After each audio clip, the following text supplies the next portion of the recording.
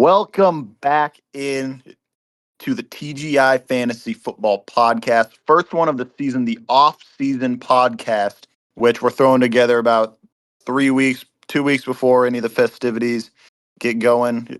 As always, you got your hosts. It's me, Spencer Jones, Commissioner, and it's the Vice Commissioner, Jackson J.D. Grant.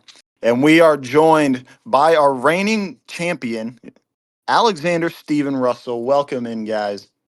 Ooh. I'm trying to clap, but it's not picking up on my mic.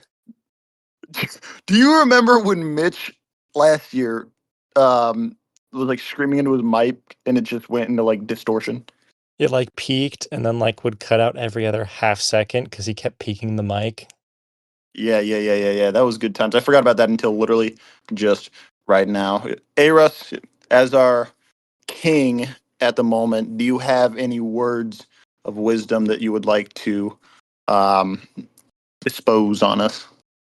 My team was a check down merchant. I said that going into the draft. I'm happy it worked.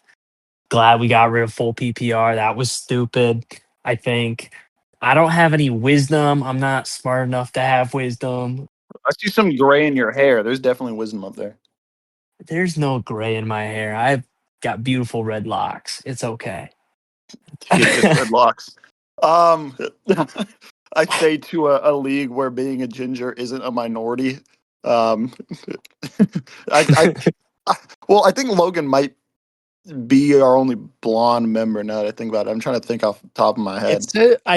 I'm legally considered blonde. It says so on my driver's license. You're kidding. You have brown hair. You have light brown hair. Yeah. I used to have, it's gotten darker as I've gotten older. I used to be hella blonde when I was a child. Anyways, the only fantasy football league where gingers outnumber everyone else. My drink is currently sticking to my coaster right now. It's kind of annoying the tassel off of me, but tonight I'm drinking. I put together a lemon drop cocktail with all the leftover stuff from Jordan's bachelorette party. I just threw a bunch of simple syrup in there, hoping it tastes good. What are you guys rocking with? I unfortunately finished all my wine and mead, so I'm just drinking hard apple cider like usual. This motherfucker just say mead. Yeah. I went to the downtown farmers market and bought mead a couple weeks ago. It was really good. Yeah, no mead for me. No mead for anyone. Water. We drink water in this podcast. Oh, it's just me. Yeah. All right. Well, so we're gonna go through a couple items here for league prep for this coming year. Make sure all the information's out there, so there's no confusion on anything that's easily written down somewhere, such as trade deadlines or anything like that. We're also gonna go into a few of our favorite moments from last year and something to look forward to this year, as well as cover our two sub leagues, the Dynasty League and the brand new Vampire League, which Jackson is going to be heading. He's also the first ever vampire. And if he wasn't pale enough already, he is now allergic to the sun. So That's why I'm in my closet right now. that is true, actually. I He's am in a in my closet closet surrounded by right now. blankets. I'm in my casket. Yeah. Closeted Jackson. So our first order of business here is talking about the rule changes this year, how we think it'll change the league, I guess, and some of the things to think about. Last year we saw quite a few changes, and it changed up the meta a whole bit, caught some people out. More changes this year, some of them reverting back. A-Russ mentioned it already. We're going back to half PPR. It's coming home. The league's identity is fixed, in my eyes, at least. So I've always thought that half PPR was the most balanced. Um, there's like a little bit of statistical backing to that. What I can say is that no PPR is definitely the worst way to go. So we went to full PPR last year, and we had tight end premium. Tight end premium staying this year. I think it played the part that it needed to. Yes, the top tight ends were way up there, but I'm pretty sure the top tight end was Trey McBride, who was still only equivalent to like the wide receiver like 6 and the running back 12. He was way down there compared to everyone else. So I don't think it blew anything widely out of proportion. But hey, Russ, you're someone that mastered the tight end premium last year and the full PPR. How do you think dropping down to the half PPR with the tight end premium being 1 point instead of 1.5? How do you think people will be able to adjust to that? Well, I didn't like full PPR. I mean, it let check down merchants draft all the Dolphins players basically. That's how I won the league. But then I don't know. I've been good and I've been terrible with half PPR. I think it's more fun. I think it makes the draft more important. I don't know. I'm excited to go back. Although I think just the meta this year will be drinking as much as possible before the draft because it's always a Yeah. good way to go. So last year, our dear champion here texted me like 3 picks into the draft and goes, "Dude, I'm plastered." And the entire time he was talking to me about how much he hated his team and he only liked Tyler Warren. And by the end of the draft, he was convinced that he was going to play last. That There was just a goes to real show the conversation that volatility. occurred. Yeah. Yeah. Well, there was no volatility. His team just scored all the time. Who did you even have at quarterback? Oh, I had CJ Stroud, I think, for a week, and he scored 50. I don't even You know. had I the think, 1 week where he threw for more than 125 yards. yeah, I think I kind of had a revolving door. I don't really remember having anybody special. I just know I spent all my draft picks in running backs, and then I made a really good trade with another, you know, another We'll get player in to the that. league. We'll get to that one. But yeah, it was all great. We all had fun, right? Fun is not the word that I would describe my season with, but We'll um, get to that too. so this is an actually new rule. It's not a reversion. Having 3 flex spots. So in the up until last year, we did 2 running back, 2 wide receiver, tight end, and 1 flex. And then last year we dropped a running back, but we still had 2 wide receivers, and there was 2 flexes, and that was in large part due to having 14 members, and there's 32 starting running backs any given week, and God forbid anyone's on bye weeks, and there's 28 spots to fill. It wasn't overly dual, especially with players going down. The pool was just bad, so we went to 1 running back. But now there's 1 running back, 1 wide receiver, and 3 flex. And I've never been in a league that's done that. I've done 2 flexes before in deeper leagues. I don't know what to expect here because there's more customization to your team than ever before, on top of tight end premium, making tight ends viable. Hell, you could honestly, if you wanted, you could go tight end for your first 4 picks, and if you nail them all, then everyone else is fucked. I fully expect Mitchell to run a 4 tight end set. He ran 3 tight end last year or like the year before that. Well, so here's something that I realized like 2 weeks ago. We have a 3 tight end max, I think, and that was lowered like 2, 3 years ago because of like a rule submission request, and so the 4th tight ends would be funny, but it's actually not possible. Damn, 3 tight ends it is.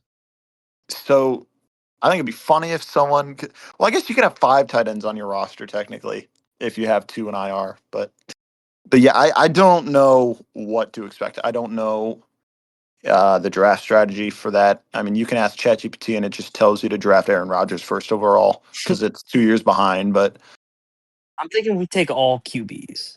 I think that's a good pick. we should make all 3 flexes super flex actually. Yeah. Oh, that was so. I don't know what I was thinking that year that we had 12 people and we were running super flex. That was miserable. No, that was good. Yeah, except I remember being in a position where I was trying to figure out if I had to start Austin Hooper or Daniel Jones because Daniel Jones was legitimately not a viable starting option that year. I Nah, was he was good. starting Rams Jared Goff and Bears Mitch Trubisky. God, that's my worst nightmare. That's actually my boogeyman. The other rule change that's coming through is it was unanimously voted in. It's just the Ziggy Page rule. It's just a clerical rule about um, how we how we're gonna work the calendar. But um, the other one I guess was no more punishment. At least not mandatory. I know I'm willing to keep that culture going. I vow right now, if I get last, I will do the beer mile. And I know Cam will. I know AK will. I know Ryan will. Um, but it's no longer mandatory. I don't know what I think. I just committed to doing a bit that I really hope I don't have to do. So, I want you to do it. what's up? I said I want you to do it. I really hope you do it. I want you to get last. I know you do. What I don't think anything would make you happier, actually. True. But the punishment came along, or the dropping of the punishment came along with um, uh, change in the postseason format. We're going back to the tournament, the just the 8 person, except you play for your draft position basically. So if there's no incentive to not place last, um, so the anti-tanking measure is now just it's reverse order. So if you win that losers bracket tournament, you actually get to choose your draft position first in the Derby draft, all the way down. So you still don't want to place last, but you're not going to be overly punished for it. You're just going to be sent to mediocrity, which is actually maybe worse. But yeah, that covers the rule changes. Um, the next little bit here we have is I guess scheduling changes and a couple of notices for the league. This is the boring ass part of stuff I'm going to cover here with um, some scheduling items such as rivalry week. Rivalry week is going to change a bit at the request of a couple league members. So uh, the Westons are going to go back to playing on rivalry week. It's going to be Cleo and Logan. And Nagel is going to get Ryan in the Ryan Bowl. We're going to force it to happen. We're going to artificially create a rivalry here, just like the Big 12, with all of their rivalry week matchups. So, um, along with that, we have new double header matchups. Um, so these are going to, a couple of these are going to be people that they're going to play each other twice during the season, but they're not going to play on rivalry week. And these are also at requests of some league members, such as, for example, Aros and Nagel. So Aros and AK will still be playing on the final week of the season, but Aros is going to be playing Nagel twice. And concurrently, AK is going to get Cam twice. So I think we've got some solid rivalry matchups there. And then Cleo Logan, they're going to take each other as their double headers, along with the rivalry week matchups. And then Ryan and Landon are going to get each other twice. And I need to stop saying rivalry week because that shit is a tongue twister, and I do not have the lips to do that. I need to enunciate more. um, Along with that, just like every other year, there's some matchups that have just become a little like staples on the calendar, and they've been protected once again this year. So while the schedule won't be released for another 3-4 weeks, these matchups you can count on, such as Jackson and I playing week 3. We've done it every year for like the last 5 years, kind of by coincidence, and then we started making it a bit. So that one's locked in. We have a couple week 1 matchups here, and that's me, Eddie, and then Landon and Mitch in the border war, the DMZ overhaul. So those are going to be 2 of our opening week matchups. Um, Cam and I playing in Oktoberfest again, so that's either week 2 or 4. And then down the order, week 5, I know this is Henry's favorite week. It's Henry and Eddie going at it. 11, we got Andreas Mitch, and then week 13, Eddie AK. So those are the protected rivalry weeks, I guess, or just game matchups. A lot of those have been the same week. They have been for 5, 6 years now, something like that. The other hint for the schedule I'll give you guys is that in week 1, we will once again be doing a championship rematch. So Cleo and A-Russ is another circled date for week 1. And we all know what happened last year in the regular season between them. One of the closest matchups we've ever had. Actually, I think the second closest matchup. A-Russ. I still can't believe that one. .03, is that what it was? Yeah, it was something ridiculous, but it's all good. It's all about who wins in the end. So I can't remember. What were you on the comeback for that one and you fell short, or did Cleo just edge you out right at the I end? think I think I had one player I needed to get like, a third or a third of a point or whatever. And I don't think they scored. I can't really remember. It's a heartbreaking loss though. It was only fitting that we played in the final too. So I really thought for a second there that Brock Purdy was going to do it to you again when Brock Purdy opened the game with like yeah, but 30 I had points. Jacoby Brissett at quarterback. There's nothing better than that. Yeah, I'm Did pretty you sure. actually? Because Jordan Love, was stinking the bed at the end of the year. So, Jacoby Brissett was throwing oh 47 yeah, I mean, completions a he like game. half of them were to Michael Wilson. That was great. So, shout out Spencer for helping me with that one. So, Jackson, so we just ran through a couple of the locked in dates. You and I are week 3 again. Uh, I think you've got my number the last 2 years. 2 years ago was the Yep. Saquon Barkley 2-point conversion game, wasn't that? Yeah, that ripped my heart out. And last year was Giants Monday Night Football. I don't remember. I only remember last year that I lost to you, and I really shouldn't have lost that game, but I did. I swear going into Was that your first? it might have been my first Sorry. win, but I swear going into it, you had it was like a 87 or like a 93% chance to win going into Monday Night Football. Oh, in a Monday night. I'm pretty sure like my team on paper every single week I was projected to win by like 8 to 10%, and then I wouldn't, except for when I played A-Russ. I think that was the only time I was an my bad. underdog. Yeah, one of my favorites every year though is Landon Mitt the opening week. I'll be keeping an Got eye a on great that. backstory too. So, oh my gosh. Um, the league calendar for the year. I'm gonna go through all the dates from the start to almost the end. Just we got one tentative date on here. So, um, the tax collectors start on August 20th. That's when the buy-in requests are going to be sent out. Um, as per our league rules, it's 10 days before the draft. So that's when everything's really going to kick off. 1 week before the draft, so August 23rd is going to be the schedule release, and that same night actually is the dynasty rookie draft. And actually, not on here actually. The first thing on this calendar is August 16th. That's the Vampire League Yes, draft. 4 PM.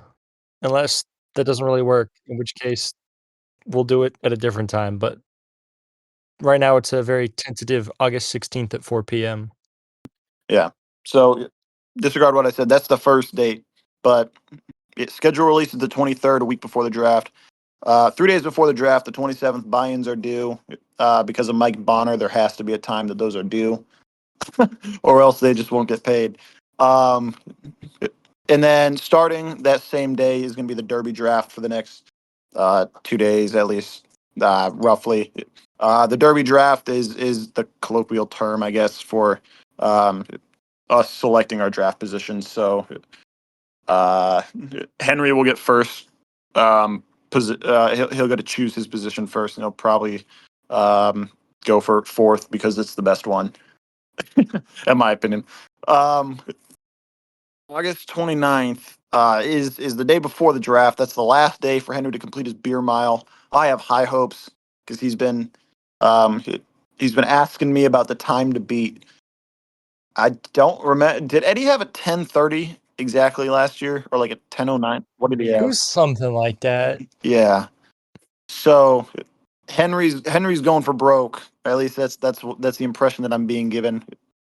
August 30th at 7 p.m. Central Time, which I do have to disclose because I think we're in 3 time zones now between Cam, Cleo, and everyone else. And soon to be Mitch. Actually, Mitch is about to be 6 hours ahead of us come September. That's the league draft. That's my favorite time of the year because I can't be upset about what's going on with my team or anything. Um, Week 1 begins on September 9th, Wednesday. I think this is the first time since 2011 or 2012 that the kickoff game's on a Wednesday. It was 2012 because the last time it was on a Wednesday, it was the Giants had just won the Super Bowl, and either the DNC or the RNC was that Thursday, so they had to move the game time for the 2012 election. November 11 at noon Central Time, AK, is the trade deadline. You can also see that in the app. It's in the bylaws. I'm pretty sure it's been texted a couple times, and it's in here now. It cannot be missed. Trade deadline, noon, December 11th, Veterans Day. He will still find a way to ask. He'll ask just to piss me off. After that, December 8th, rivalry week, last week of the season, and then immediately the week after, start of the playoffs. And then the tentative date for the award ceremony is December 30th. I don't know what day of the week that is. It might be a Tuesday. I don't really have a calendar pulled up right now. It's a time that I figured people would maybe be back home for the holidays and maybe be around. We'll see. We'll play it by ear. So that's about it for league notices going into the year. It's me rambling and then saying 50 times for the first 20 minutes or so of this, however much it is. I just did it again. Our next segment. So we're looking forward to the 2026 season here. And I know A-Russ is jittery to get yapping. So we're going to talk about, we've each picked one league member that we believe has the most to prove this year. And we're going to give a little spiel on why we think so. And we're basically going to put the pressure. We're going to light the fire under the seat. We're going to turn it hot, red hot. So yeah, we're going to have some fun with some of our colleagues here in the league. Jackson, you can kick us off if you want to go with your pick for the most to prove. Well, I originally echoed Spencer's pick, which I agree. I think overall that person has the most to prove. But as my secondary pick, I picked AK because I believe AK hasn't really done much in the last couple of years.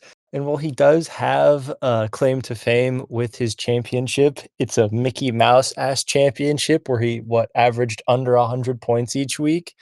And so There are no Mickey Mouse championships. is an asterisk. Put an asterisk by it. Also, for whoever has him in fantasy, Tez Johnson just got hurt. I just got the notification. But yeah, Oh wait, I have Dynasty, I think. Shit. that's my only reason. Really? When's the last time AK made the playoffs? I should probably have notes pulled up here. I should have When- prepped more, but I didn't. And the easy answer was stolen. So I picked AK because he has the weakest championship. I think I have the weakest championship. Yep, that's true. Has AK made it since his championship? I mean, we've tried to get him in. I know you have, buddy. Here, okay, I have my spreadsheet pulled up. I have to scroll like 60 pages through. Let me see when the last time he 6-8, 6-8, 7-7, 8. Okay, yeah. The last time he made it was when he won it 4 years ago. That's so awesome. He's there with Andreas for playoff droughts. Actually, Andreas and Eddie, I think, are both on a 4-season drought. AK's on 3. Hey Russ, who you got? Oh, for biggest approve, most approve. I got Oh yeah, big I time. got Mr. Brian Nagel.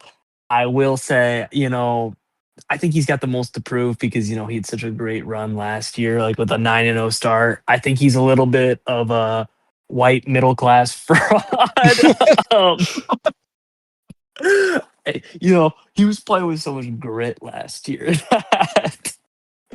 It'll be interesting. He had some sneakers on Yeah, his team, some sneaky athletic some boys. real hard workers. First Some guy real in. scrappy gym rats. Yeah, yeah, the gist. But it'll be interesting now that he'll add, the rest of the pool in. If we if he can contain the lightning in a bottle that he got last year, or so I think he's got the most to prove because we've never actually seen him play like with his full potential. So I'm excited. So Well, he's committed to not using Christian McCaffrey this next year, which is probably a good bet because he's he's due. in an even year. He's in an even year, so he's going to be hurt. He's due an injury. Yeah, yeah. His team just had chemistry last year that is quite unmatched, if you ask me. Who do you have, Spencer? Who do I have? I have our good friend. I actually just mentioned him. Didn't really mean to. He's on a 4-year uh, playoff drought. Eddie Morlock Hobson. He's finished last 2 of the last 3 years, and he has been in contention for last each of the last 4 years through the final week. It looks like Eddie is someone I know. He's a good fantasy football player. Okay, I know he's a good fantasy player, but man, is he down on one right now. And he got some streakiness to him last year. We're going back to half PPR. I think he got caught out by the full PPR. I just think someone he's a previous league champion. I know he's better at fantasy football than he is, but I don't know how much longer I can keep saying that if he's going to keep being down in the bottom four of the standings. So Eddie, you've got the hot seat on you. You've got to show us that you mean business. I don't really have much else to say other than I don't know. Maybe Luke Musgrave will say him. I know he's really big on him, and Luke Musgrave might just be the catalyst for change, especially in a tight end premium league. Forget about Tucker Kraft. Actually, bring Blake Martinez back. Put him at tight end. Those tackles will translate. Yes, they will. Yeah. So Jackson, you originally had Eddie as well. It literally his pick in here says Eddie and then in parentheses AK. So Eddie, you've got 2 votes. Nagel, apparently the peanut gallery wants to see more. They think you're a system guy. Not my words, of course. Uh, He's got a very Kirk Ferentz-esque system, I'd say. Like, who was the strength and conditioning coach? He's oh, he's Chris he's Doyle. got his style. Yeah, Yeah, yeah, yeah, yeah, yeah, yeah, yeah, yeah, yeah. yeah, yeah. Uh, He's got certain words for his yeah. players. Don't worry, I know it. Fella, friend, Mitchell? buddy. Yeah. All right. So we've got our like look ahead to this year, but looking back on last year, I know we touched on this a bit at the awards ceremony, and I think I did something similar in a podcast last year in the final week, where I listed my top 10 moments of all time in league history, and I don't remember what I put first, but I remember it being really. Oh no, it's Taysom Hill, the Taysom Hill tight end thing, uh, starting at quarterback. So we're gonna do a smaller version of that. We have put together our top 10 moments from the 2025 season. We've had 9 months, 8 months to reflect about it now, and Jackson is gonna put together a ranking here of his 1 through 10. He's gonna start at 10. Yeah, we've compiled the moments. Jackson's gonna rate them from his least iconic to most iconic. Okay. So, starting at number 10, we have, this was not my submission, this was Spencer's. We had Kyle Pitts finally breaking out after 5 seasons. He what did he finish at? 5, I think. I think he was like tight end 4. He was way up there, but I think I was specifically mentioning his 50-point game. I don't remember who he was playing or what week it was, but he broke 50. Well, you had Kyle Pitts finally doing something after always being drafted high and never giving returns, never giving dividends to the team that drafted him. He finally did something this year. He finally turned it around. AK knew it all along. He's been training Kyle Pitts for 5 years, and it finally paid off. Up next, we have the Basement Wrestling. Also not my submission. Spencer can talk more about this one. Not really. I don't really remember. What I remember is wrestling in suits in my basement. But it's pretty blurry. There's pictures and there's videos from it. All I know is that my suit is not ripped, which is good because I like that suit. I think I remember Logan and Ryan wrestling each other like 4 or 5 times, but I don't really remember. It's just one of those things that I like. Even though I've already forgotten it, I will never forget it. You know, Good times. Good true. times. it's just iconic. I don't know how it started. I don't know how it ended. I just know it happened. Sometimes that's the best way to remember something. And up next at number 8, we have Jonathan Taylor versus Josh Jacobs. For anyone who doesn't remember, Heroes can talk about that one. we're finally getting around to talk about it again because we can't have an episode of the podcast where we don't talk about how bad Mitchell is at trading. Right before the deadline, Mitchell traded Jonathan Taylor, who was reigning RB1 for the entire season, and I think finished out either RB1 or RB2 over the remainder of the rest of the season, for Josh Jacobs, Travis Hunter, and a ball of Dryerland. It wasn't Travis Injured Hunter. Travis, Yeah, I was IR like- Travis Hunter. Injured Travis Hunter purely so that he could change his team name. And so we gave him so much shit for it. It got to the point where we started like a counter of how many points Jonathan Taylor had scored and how many points the rest of the players that were traded for him scored put together.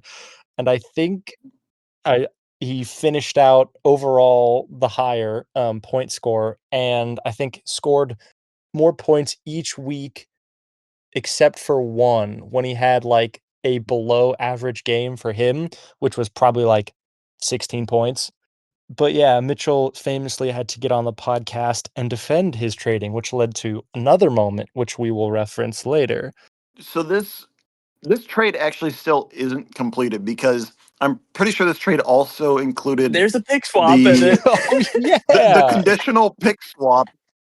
Depending on is it if someone has a higher draft spot Yes. in the 12th round, then it gets swapped. But if not, it doesn't. So this trade is conditional still.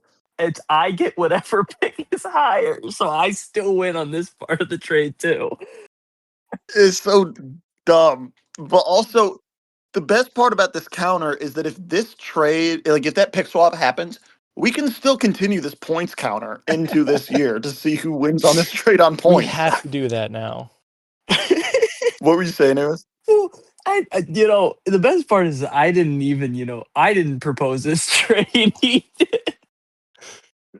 The Travis Hunter part is what blows my mind. He was on IR, or if he wasn't, I think he was put on IR the next day, and it was very clear he was not playing the rest of the Oh, yeah, year. he like tore his ACL or something. It's like the Jaguars were very open. He was done playing. It was. Oh yeah, I like that trade. Me and him have a long trade history, so it's all good. Well, that leads us. There was like a subtle week where it looked like it might actually work in Mitch's No. favor, but that was like the week that Josh Jacobs scored like 30, and I think Daniel Jones went down. But other than that, because then we were having question marks if Josh Jacobs was even going to finish the year because he kept getting hurt. Yeah. I was a fan of the trade overall. I think it did me well. I think I won the league, so I'm happy. I don't think he did. Claimed championship, UCF. Well, that leads us right into our next one. At number 7, we have Mitchell's famous comment of, "Who the hell is Travis Hunter?" live on the podcast. Number 7 is a travesty. Mitchell did not know who Travis Hunter was only a couple weeks before trading him and naming his team after him. He also had him in Dynasty. I forgot about that. Also, shout out to Josh Jones, who knew who Travis Hunter was, but Mitchell didn't. My dad, who doesn't even watch the NFL. The only other part I remember about that comment, well, actually, there's two parts to this, was you going, he's the Shohei Ohtani of baseball. And what'd I Baseball. say? And Mitch was convinced you were lying to him. But then, I'm pretty sure later in that same podcast, he tried convincing us that TJ Hawkinson was a Lions player. He did. And he tried to convince us that he went to Iowa State as well, I'm pretty sure. Is that what it was? That's what it was. Maybe. He got a TJ Hawkinson fact wrong and was very adamant about it. My favorite Oh, Iowa Mitch. State player of all time is TJ Hawkinson. He wasn't even thinking of Charlie Kohler either. I don't know how He that definitely stepped doesn't out. know who that is. So If he I don't doesn't think know he who does. Travis Yeah. Hunter is, there's no shot he knows who Charlie Kohler is. Well, he lists some like random players to me sometimes that I'm like, how the fuck do you know who this is? And then it just makes me laugh that he didn't know who Travis Hunter was. Yeah. Well, up next at number 6, we had Ryan's late season, but ultimately too late season push, where I think it was 5. He was on a 5-game winning streak. I don't know if he was on a 5-game winning streak, but I think he won 5 of Yeah, 6 at one point. he won like 5 out of the last 6 or whatever.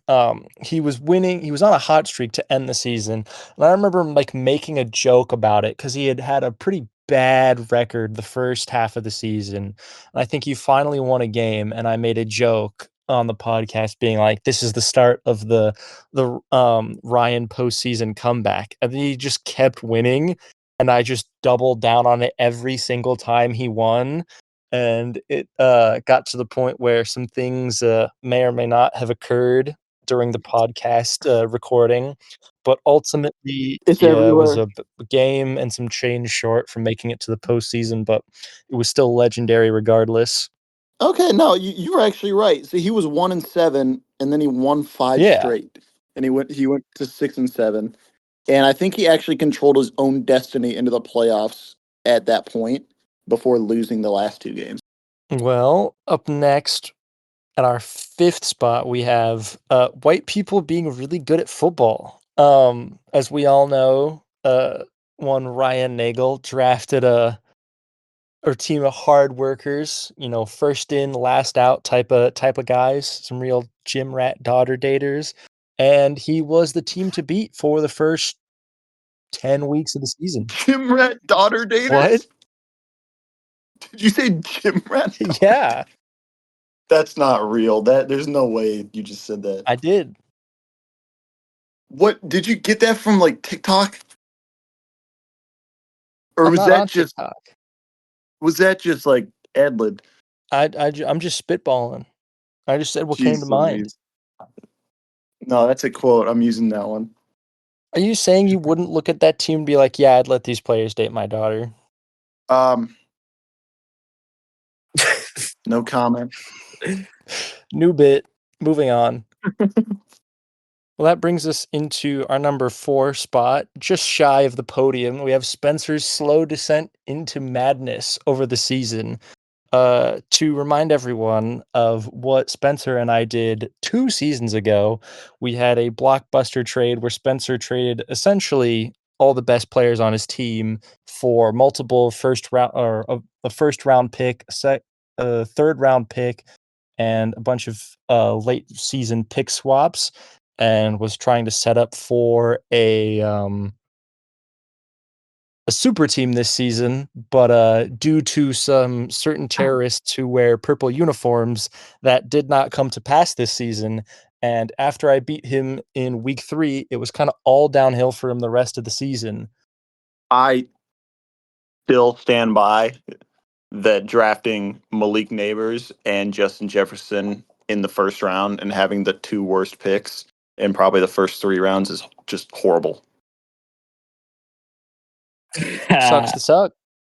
How did that not work out? I don't know. Worked out for me. Pretty good. I was sane by the end of the year. You were like the type of sane where you had gone through all the stages of grief and you were at acceptance. I don't think that's true. I used to get a text like every day, how does my team not score? Why are they so bad? Why were they so bad? I remember calls to send JJ McCarthy to the Middle East so he could overthrow the Taliban. Here's the thing about my team last year is that someone could draft the exact team this year and have a very good shot at winning the league. No. Maybe I'll run it back. Do it. The exact same team. All right. Well, getting into the third place spot, just making it onto the podium to the top 10 moments was A. Russ's finally breaking his 7-year championship drought and winning a chip. Woo. I don't think much else needs to be said about that. No. There's some more that can be said about that. First of all, hell of a season, dude. There was some dark ages in there. 2021 and 2022, or was it 2022 and 2023? There was some horrific years in there for him. So Aros has like shown me before his like on the fantasy app where it'll show your finishing position by year, and it looks so like a fjord. It's so Like, bad. it's just like a mountainous valley in the middle, like 2 years. Oh my gosh! In one of the years, I remember him talking to me frequently of just like, what am I doing wrong? Because there wasn't anything he could do. He would pick up whoever, and then his team would still only score 90 points. Well, there was that one year that like my entire team got hurt. I drafted Andrew Luck once, and then he retired. I think you won that year. Hey, That was the out of luck year. and that was a great year. I take back everything I've said. That was a great year. Yeah, there were some dark days in the fantasy world, but that's okay. We're on top now. Never looking back. I'm winning every year. Please let me win every year, Spencer. I was gonna say not if I have anything to say about it, but I'm missing like my 3rd and 4th round pick this year, so I'm not really setting any expectations. That's someone else's business. I'm just trying not to place last. It's true. Jackson might have it. Jackson's got you after selling his soul for a championship. Yeah. He'll do it again. Sure. He did ruin my fun 2 years ago, so that is a Yep. good point. Oh yeah, I forgot you were. I forgot you've been in the championship 2 years in a row now. Yeah, and I should have won, but you gave him all your best players. Yeah, and I got Tyler Lockett out of that deal. Yeah. You were also going to make that trade, but I locked in the trade just before. Yeah. God, sorry. Aris didn't want to pull the trigger. Sorry, I'm like in class studying to be a better man. You know. No, you weren't gonna take it either way. That's okay. I won You're this too year. you're too conservative with trading. That's okay. I won this year. It's the best. That is true. There's one person here that hasn't won the last 2 championships, and it's me. So, what do I know? Nothing. Apparently, Justin Jefferson is bad. Got to draft for the QB, man. In our runner-up position for the top 10 moments, number 2, we have Cleo's Linsanity run. What week did we have her on the podcast and she predicted the playoff picture and she called her own shot and had her making the 6th seed or the 5th seed? I think it was week 8 because Cleo was 3-5. Because Cleo was like down in the dumps at one point, and then just predicted the playoffs and went on a hell of a run, and we thought it was crazy. Mm-hmm. I said, how many wins in a row was it? Was it 8 wins in a row? It might have been. 6 wins. No, 3-5 to 11-5. Oh my god, I'm bad at math. 8 wins in a row to get to the championship. Yeah. But to go from 3 to 5, predicting yourself to make the postseason, and I think she even had herself in the 5th seed, not the 6th seed, so not even last team in, to put yourself when you're 3-5 to put yourself at the 5th seed to actually pull it off and then make it all the way to the championship after being 3-5 was crazy work. On top of that, I think the week before we had Cleo on, can't remember what our weekly thing was. We would talk about someone each week who had a backdoor shot to make a playoff run, and 2 weeks before we had Cleo, and then Cleo got destroyed or something the next week, and we ruled Cleo out, and then Cleo was on the podcast, and then just stopped losing. And that's not even the first time that happened. I think Cleo has the longest win streak in league history at nine games or something. Back in 2021, including that run this year included the 300th Yep. 0.0 the 300th win over Arus. I hated Just Crazy that. work. nuts. Just nuts. Well, to end the top 10 moments, the number 1 moment from last season was something I had hinted about earlier, but it involves another certain Mitchell Walsmith. It was when he came on to defend his draft, or no, the trade he made, to defend the trade he made with Arus. And then he went on to talk about what he believed to be the best free agents available for pickup on the waiver wire, which included some absolutely insane polls. Shout out Luke Smithberg. But towards the end of it, we were going to have him share his screen for something. And when he went to share his screen, he may or may not have pulled up the wrong window. And the window he pulled up was a live feed of his mom's current geological location on Find My. I forgot about that. I thought that, so the note just says Mitchell's mom, and I had forgotten about the Find My iPhone location. Was AK on the podcast with us? There was a 4th person. No, there wasn't. It was just the 3 of us. We were just in the voice chat. We were recording, and then Mitchell Really? accidentally stopped sharing his screen because he fucked up or something. And then he went to go reshare it, but instead of sharing the PowerPoint, he shared his mom's current location live to the stream. So we tuned in and just saw the pin of his mom on the map.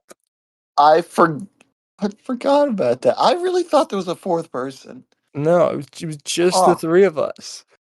I don't think I have laughed that hard in a long time.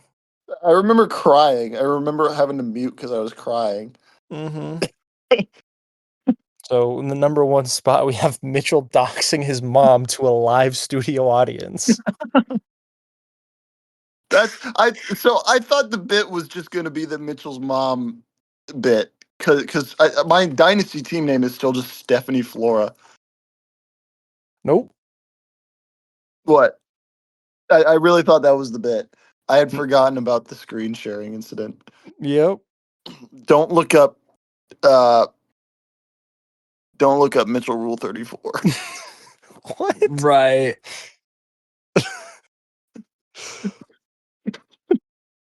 All right. Should we round it out? Yeah. So the last, just realized what I said, and it's not what I thought it meant. I'm just whoops. I thought that was something else. Whoops. Okay. Well, yeah, I forgot that that's what. Oh God.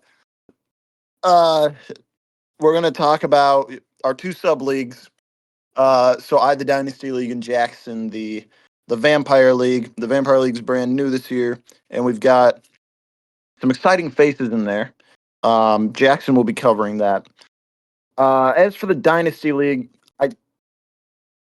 I intentionally didn't look at last season or look at any notes, um, because I didn't want to. Because I'm pretty sure I lost to Mitch, who went on to win the championship, and that is maybe rock bottom for the whole Dynasty League. I think he won. I think he beat AK last year. Does anyone else remember? I got locked out of my account for that because I got a new phone and couldn't get back in. Again? That's pretty No, fitting for like that league. like I got back in, but I didn't pay any attention to it because I couldn't for like 8 to 10 weeks. Who was it that locked themselves out for like a season and a half? Was it Andreas or Cleo? I don't remember. It might have been both of them. I'm not gonna lie. Andreas has cycled through like 5 or 6 emails at this point because he kept locking himself out of them. The draft is the 23rd at 8 p.m. I think. 4 rounds, just rookies. I'll be picking at the top of the board. No, God. I don't try and do mock drafts. Aros and I found out the hard way last year, 2 years. When was it that we did that and it started drafting unknown non-rookie kickers? Yeah, Yeah. that was good. I like that. Actually, so do mock drafts. Actually, Yeah. Yeah. Dynasty League is pretty straightforward. We've got some. I think the divisions are staying the same this year. The last thing is Theo Chungith over under 2.5 wins. Under. He's got 17 weeks to win more than 2.5 games. Do you think it'll happen? Under. How many did he win this year? I know he at least won games this year. I just don't know how many. That's My money's on amazing. 1. I'm gonna check real quick, but yeah, Theo has he won no games his first year. Meanwhile, Eddie's gone on to win the division, who was also an expansion team with Theo. So I don't really know what Theo is doing over there, but yeah, okay. I've got the 2025 season pulled up here. Theo went 2-15. Good year. Theo's all-time record is 2-40.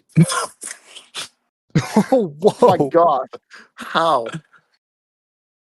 Okay, so Theo's 2-40, and then the drop off to the next person, Landon has 20 wins. Right. How is that possible? Oh my gosh. That's some skill and dedication right there. That is incredible.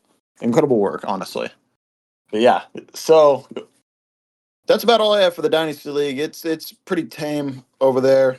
People check their schedules or their rosters once every like 3 weeks. It is what it is.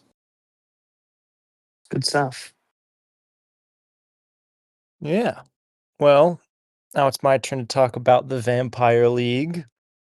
So for the Vampire League, it's a new offshoot league. It's only 12 teams instead of 14. We got 11 normal teams and then 1 vampire. I am the vampire this season. For how the vampire works, I will not be drafting a team at the start of the draft. I am forced to take exclusively retired bums, and then immediately following the draft, I will have a free agency to build out my roster and assemble a team of people who didn't get drafted. And then moving forward throughout the rest of the season, anytime I win, I get to steal one player from any position off the my opponent's roster, and then I will need to exchange the same position for my roster. So I essentially get a one position upgrade. I also have priority on the waivers, so I will be first pick on waivers until I am above 500 throughout the season. And then I also get to build my own schedule. However, I cannot play the same team back to back. I'll have to play each team once before I can start picking people to play again. And he does that at the start of the year too. Mm-hmm. That'll be post draft. I'll create my schedule, and then whoever wins the league has the choice to choose to be the vampire, or they can defer the choice to the next place finisher. And if the vampire wins the league, they automatically defer it to whoever took second. The main things are that the draft is on 16th at 4 p.m., which I had mentioned before. If that doesn't work for people, we can obviously reschedule. But since this is the inaugural season, I want as many people to be there as possible. I don't want a bunch of people to have to auto draft. Hey Russ, make sure Ben's there. I'll work on Yes, it. and Will Custis. Yes, returning member. We have two new faces, or one new face and one old face that has not been seen in a long time. But two new-ish members to the Vampire League, to the TGIF Vampire League, and Will Custis and Ben Russell. How will draft order be determined? Oh, well, I'm getting there. I was say for simplicity, the scoring is going to Oh. be the exact same as the normal fantasy league. It'll be HPPR. Probably do tight end premium just to keep things simple. So drafting strategies can be the same for the most part, but you'll have a whole lot more bench slots in this. And then I had hinted at it before. The draft position hasn't been decided yet. We have nothing to go off of since this is the inaugural season. So draft position is going to be determined by your rice purity score. What? Everyone will need to send their rice purity score to the Vampire League chat. What? To the chat. To the chat. My brother's in this league. He's gonna have the lowest score out of all of us. I don't want to know that. And we're going off of golf rules, so the lower the score, the better. The lowest score gets to pick first. When do I have time to get all this done by? Whoa, are you gonna go? Are you gonna start like You're bucket gonna list? start checking things off. Yep. Oh God.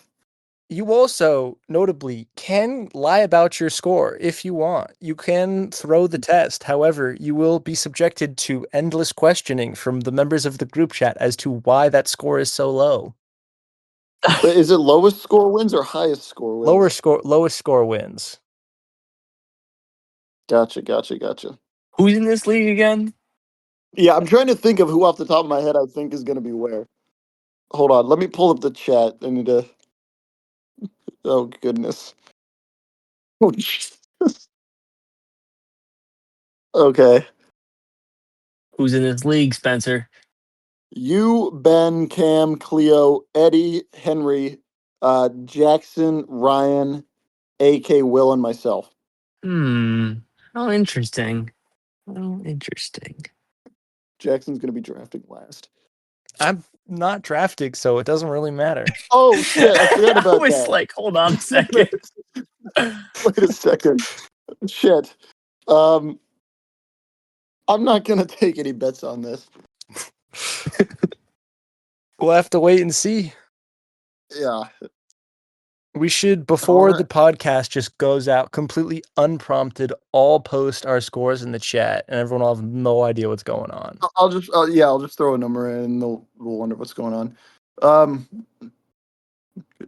Yes, we gotta loop Will into this. I'll send him the podcast maybe. I like that. Force him to listen to it. Yeah. Is there anything else on the Vampire League? Collusion will be considered. I like that too. Oh Depending God, I've waited for this moment. on how funny I find it and how much it actually fucks with the order, I will consider. You can bring it to a court of appeals. It's a really good point. I like subjugation. Subjugation. That's it. Subjugation. Is that a word? That's it. Yeah, but I don't think that means what you think it means. I oh. think you just mean subjective. No, that he got it. No, I like subjection. What is the word I'm looking You for? said subjugation. that was it. That was it. Oh wait, that's not it. Whoa. That's not it. That's it. not it at all. Spencer, famously a big fan of subjugation. I smell burnt toast. That's the only way I'm getting out of this one. All right, well, let's wrap it up. Yeah. So those are, I guess, the highlights from last season. What we're looking forward to this season, we've got a whole road of possibilities with new rules and new leagues to be conquered. But yes, the league notices have been put out into the league. I don't even know how to get out of this. No hablo inglés.